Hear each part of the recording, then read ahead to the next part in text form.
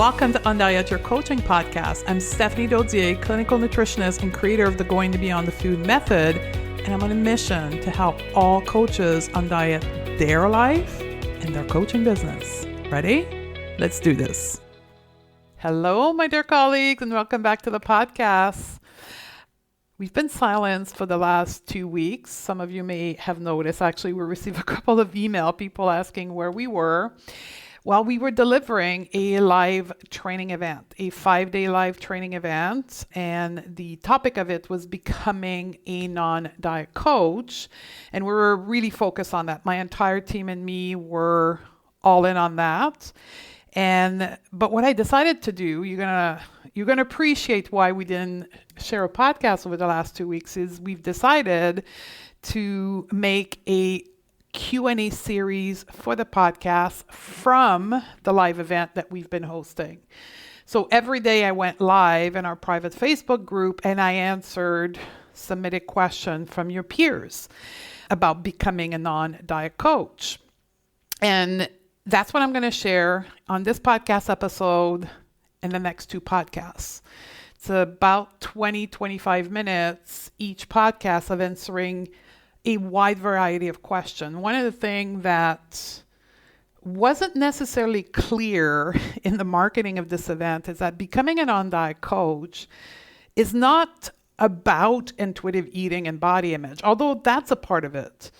But it's about learning how to coach, which is not the same thing as intuitive eating and body image. So you're going to hear me in those Q&As talk a lot and explaining how coaching impact intuitive eating and body image with your client, but also about building a business and marketing particularly, because we have a trend in our industry that we are not in alignment between our professional values and the way we run our business. And that creates a lot of friction and a lot of our client not buying because we're not in alignment. We do business from a different energy that we coach people.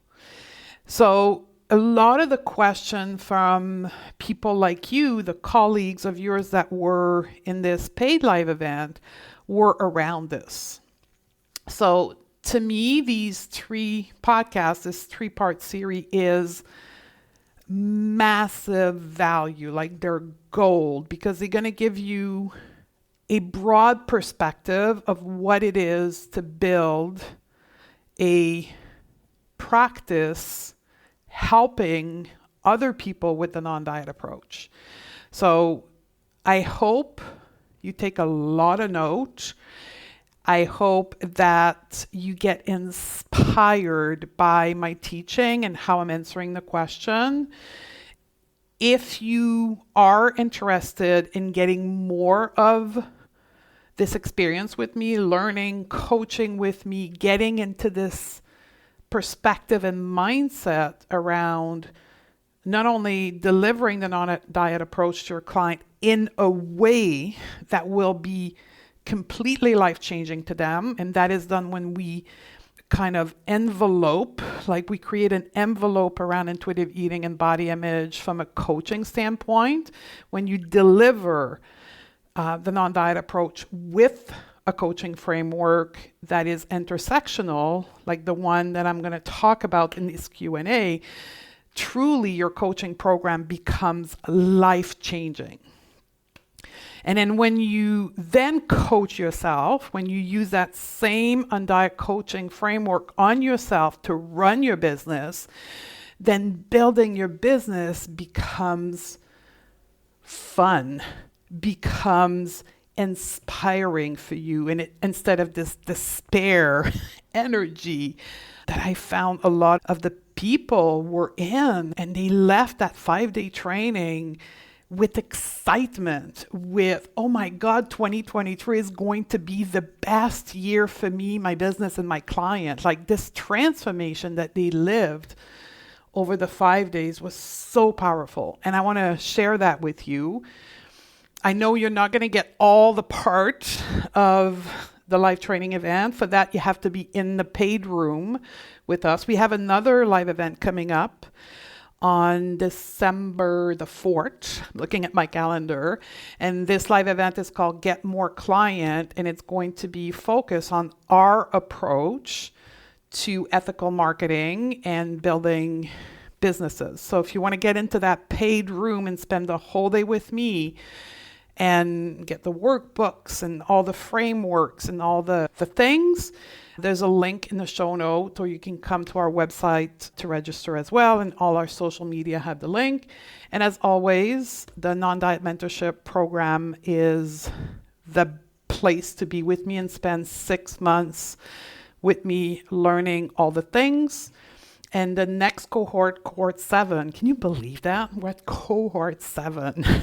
Like, this is 3.5 years in the making, and it gets better and better all the time. So cohort 7 starts the first week of January. So you still have about 3 weeks. So I'm recording this on November the 20th.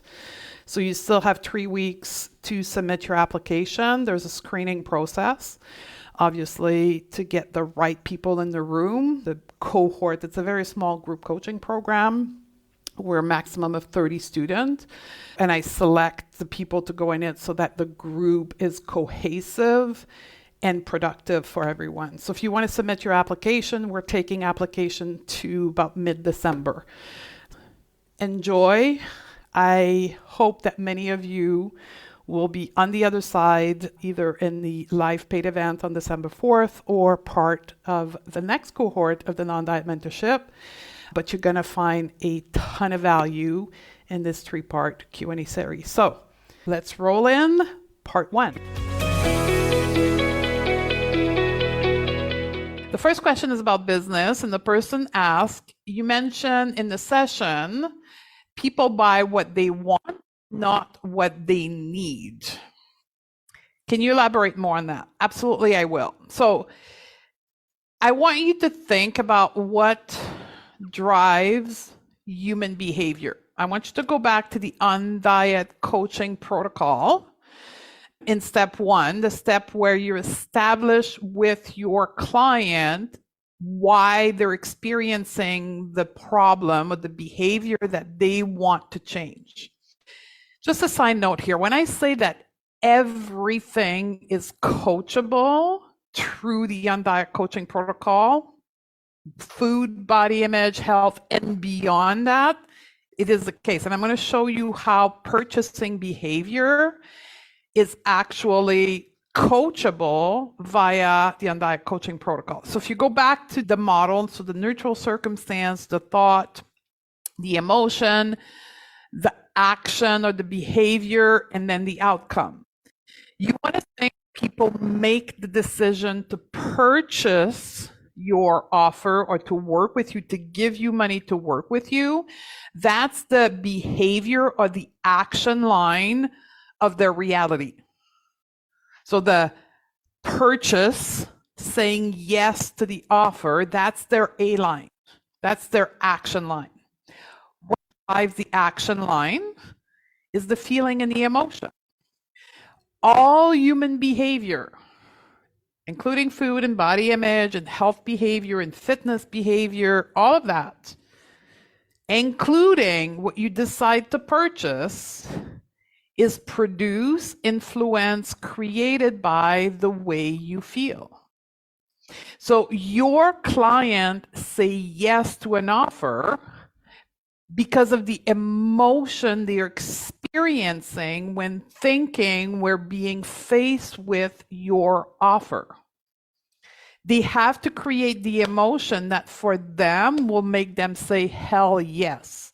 This emotion could be confidence. This emotion could be trust. This emotion could be love it. This emotion could be relief, right? For them, they have to experience their emotion that's going to make them purchase.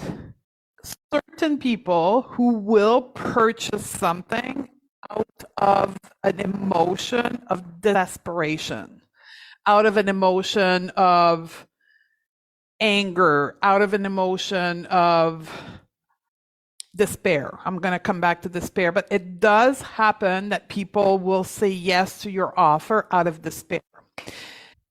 They think they need your offer to survive. They think, oh my God, I need to do that. Otherwise, my life's going to get worse. Or otherwise, I'm going to gain so much weight. Or otherwise, I won't.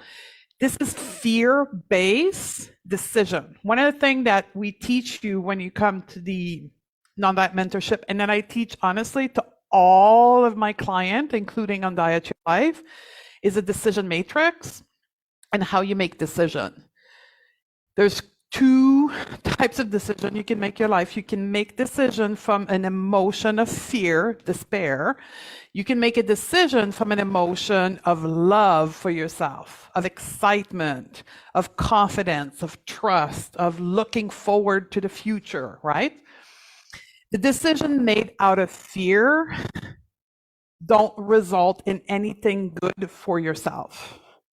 When you say yes to an offer out of despair, out of fear, out of anger, especially in a coaching offer, the work you're going to do with that client will be very hard, will probably lead to them quitting, to asking for a refund, to no progress, to no result, because it's a fear-based decision. You want people to make a decision from a place of love, from a place of what we call productive emotion. You want people to make a decision from what they want, not what they need. So I want you to think about want from a place of love for themselves versus need from a place of fear. If you think about marketing, a few times in the training, I talked about bro marketing. And that's for most of us, those of you who have been trained in business, that's what you've been exposed to, because the intention of that strategy is to create thoughts in your future client that's going to drive a fear-based emotion that's going to make them say yes from a place of need and despair and all of that, from a place of despair and fear, because they won't be in a collaborative state with us in the relationship because they have the answer. We're going to pull the answer out of them. They have to do the work, not us, right? It's not as simple as buying a bottle of water. We want the kind of client that is going to get results with you, that's going to be pleasurable to work with, are people that are going to buy from a place of love, from a place of want. Your offer has to be compelling to them to say yes from a place of want, from a place of love, from a place of trust and confidence and excitement for what's in front of them. So you have to compel them to say yes from that place, not from a place of despair, need, and what I often see is intellectualization of the non-diet approach of like convincing. One of the things that we talk about in the marketing module is the energy of convincing versus the energy of compelling.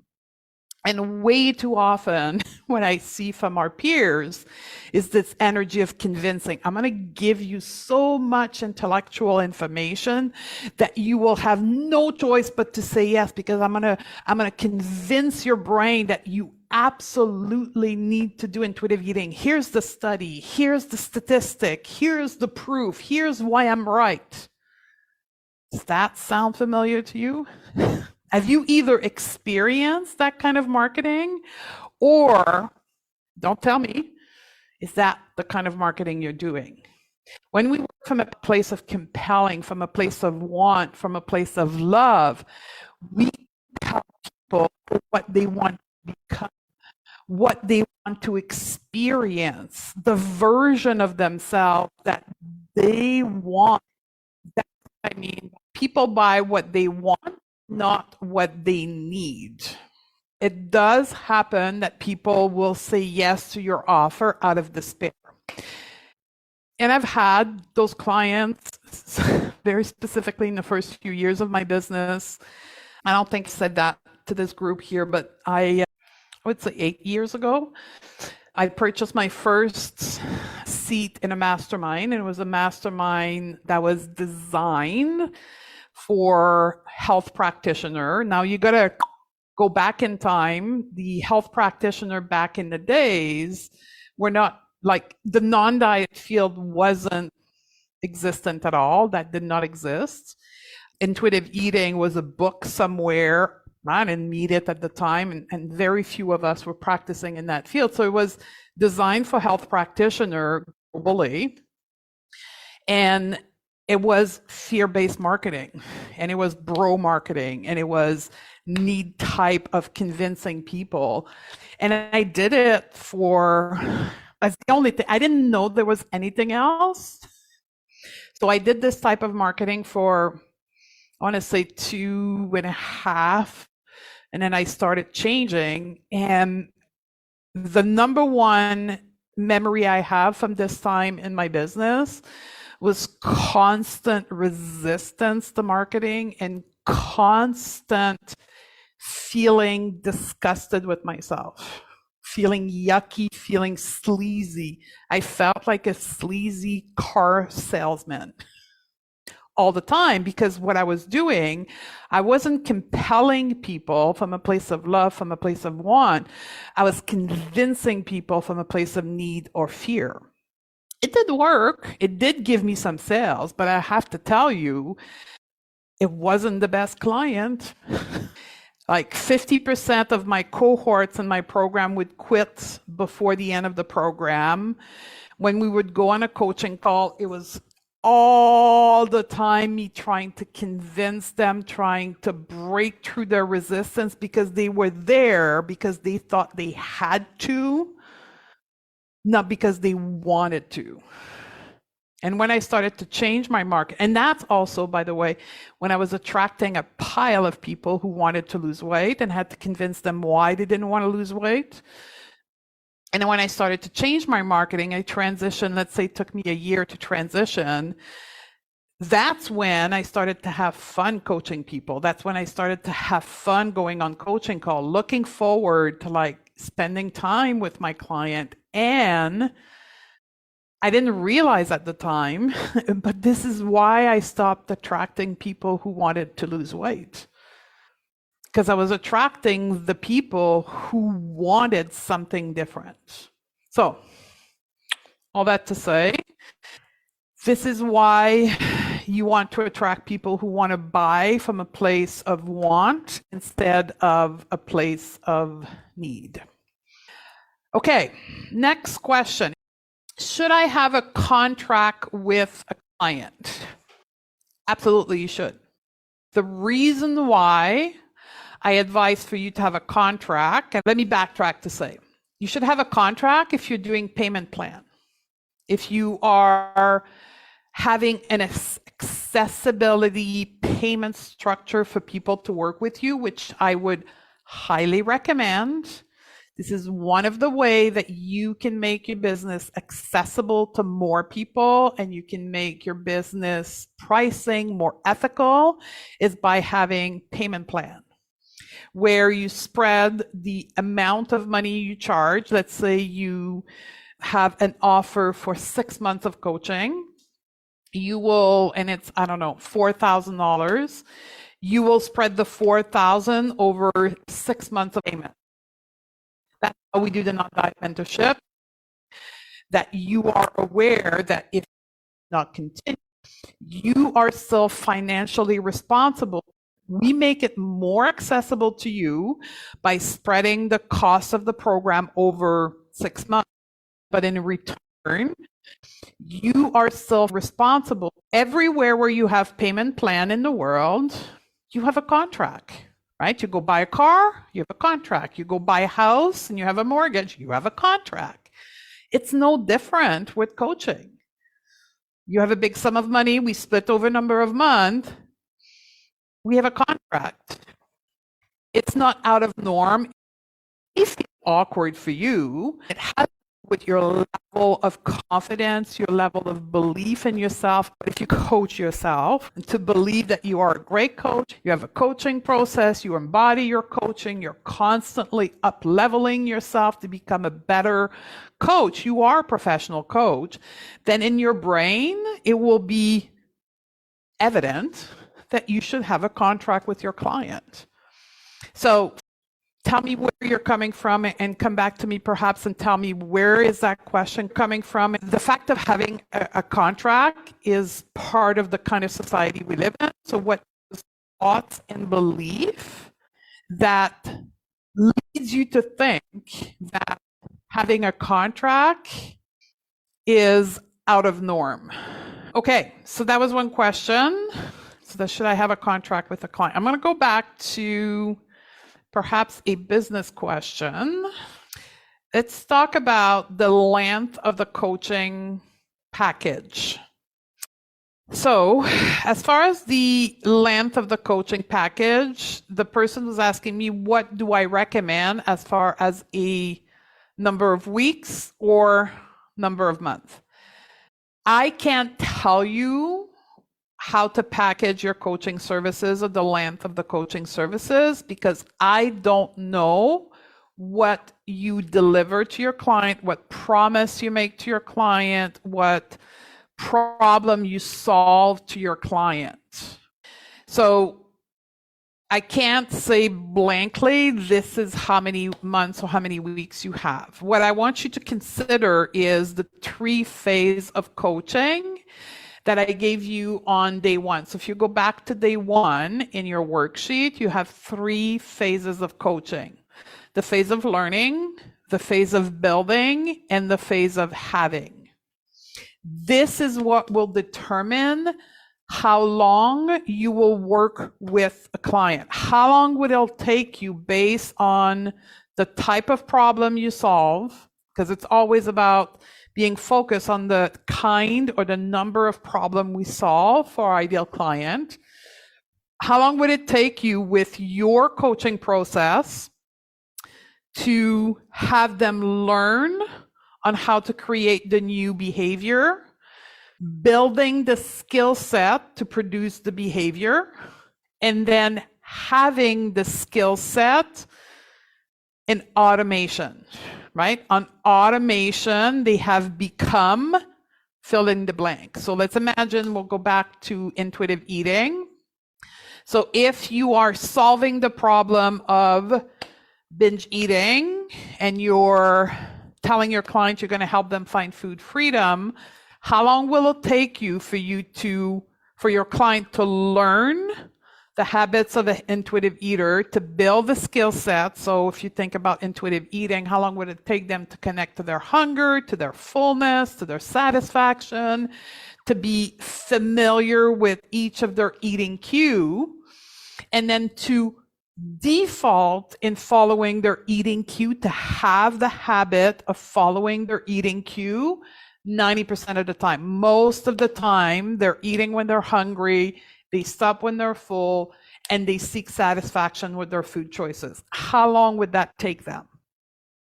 This is what will determine the number of weeks that you will work with your client. Now, typically, this person did not ask this question, but typically the second level of question is, well, Stephanie, I can't predict how long it's going to take for everyone. Absolutely. You cannot predict that. What you want to take is the midline.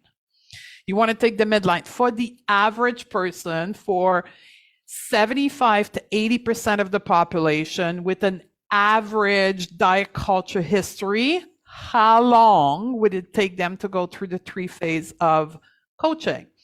There will be like the external ratio on both sides, the people who get it a lot faster and the people who will take a lot longer on each side. We call that the bell curve, right? In the middle, what is that bell curve, that the gross majority of the population? That's who you want to design your offer for, the average people.